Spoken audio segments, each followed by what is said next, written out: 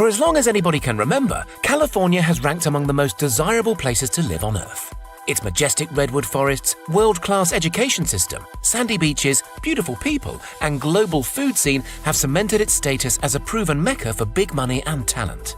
But all that seems to be changing. An exodus of tech firms has recently decided to up sticks from the Golden State and make their homes in a very different corner of the United States. So today we're looking into the burning question, why are companies moving from California to Texas? Last year, according to data from the US Census Bureau, 653,000 people decided they'd had enough of California's glossy charms and opted to set up home elsewhere. The most popular destination for these relocators? Texas.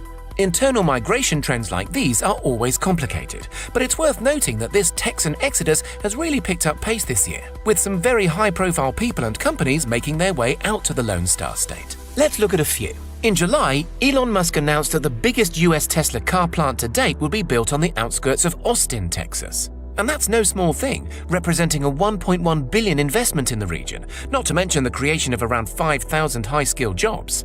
Musk's personal residence is now reportedly also in Texas, as well as a new base for his drilling operation, the Boring Company, just established in Pflugerville.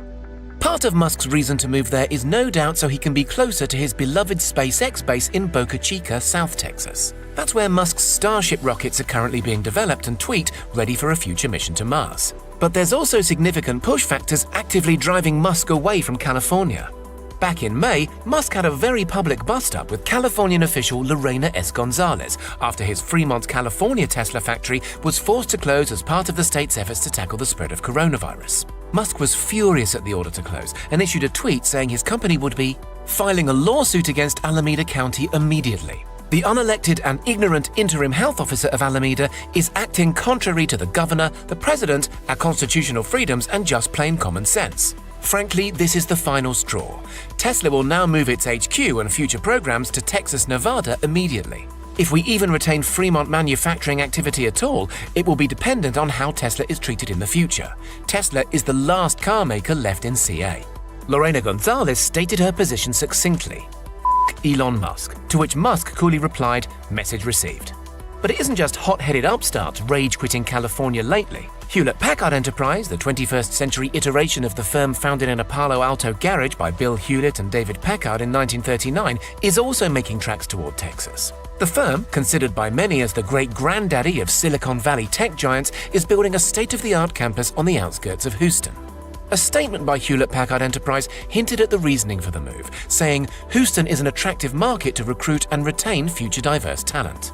Similarly, database software giant Oracle just announced it was moving its headquarters to Austin because, as a spokesperson put it, "We believe these moves best position Oracle for growth and provide our personnel with more flexibility about where and how they work." So what makes Texas more attractive from a staffing point of view? If you're currently yelling taxes at your screen, well, you're halfway right. The corporate tax situation actually isn't so different between the two states, although President Donald Trump's controversial slashing of the federal corporate tax rate from 35% to 21% in 2017 definitely made state taxes more of a priority for company bean counters seeking to cut costs. Experts believe that's not enough in itself to encourage a wholesale move. However, the tax situation for individual workers is very different indeed. Californian income taxes for high earners work out at 13.3%. Texan income rates are rather more, let's say, competitive at 0%. That means an executive moving from California to Texas will enjoy a substantial instant pay rise. And they can do a lot more with that money. California, and especially the big tech hub cities like San Francisco and Palo Alto, suffer from exorbitant property prices.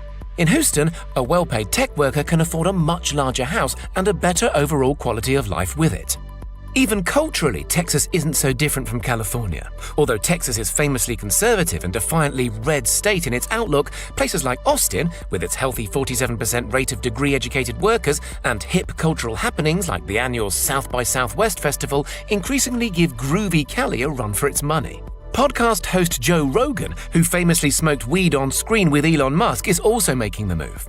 Rogan reportedly just bought a $14 million mansion on Lake Austin, with 8 bedrooms and 10 bathrooms, hot on the heels of his unprecedented $100 million deal with Spotify.